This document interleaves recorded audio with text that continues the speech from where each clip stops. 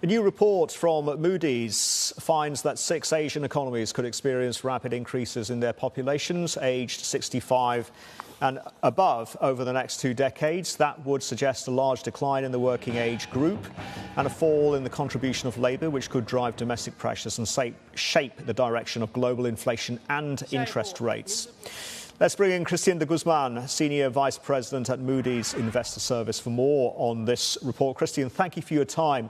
No, without a doubt, Japan and China, that's where the ageing demographics are most challenging. So how would you characterise the respective policy approaches that both of those sovereigns have been taking, and what does it mean ultimately for the credit profile? Well, I think when you're talking about the respective policy approaches, I think what we're seeing is something that is rather sort of marginal and not necessarily material in effect yet. A lot of the policies that we have seen so far have sort of centered on pro-natal policies and increasing workforce labor participation, but these are really sort of not very significant when you think about the sort of scale of the challenge that we are facing.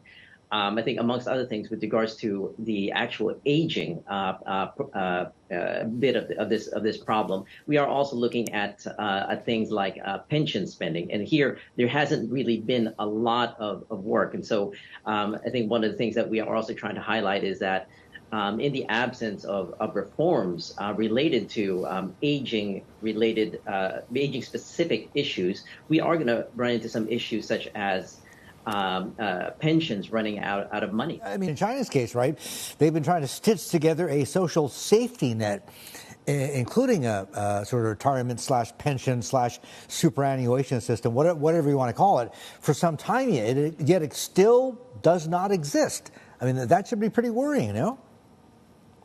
Yes, indeed. But I think that is also one of the reasons why we have a structurally high savings rate in China, as households, in the absence of sort of safety nets, really, bulk up their assets in preparation for retirement or any sort of incidentals related to aging. So in the absence of a greater development of that social safety net, that private sector savings is important. But the problem here is, of course, the aging part.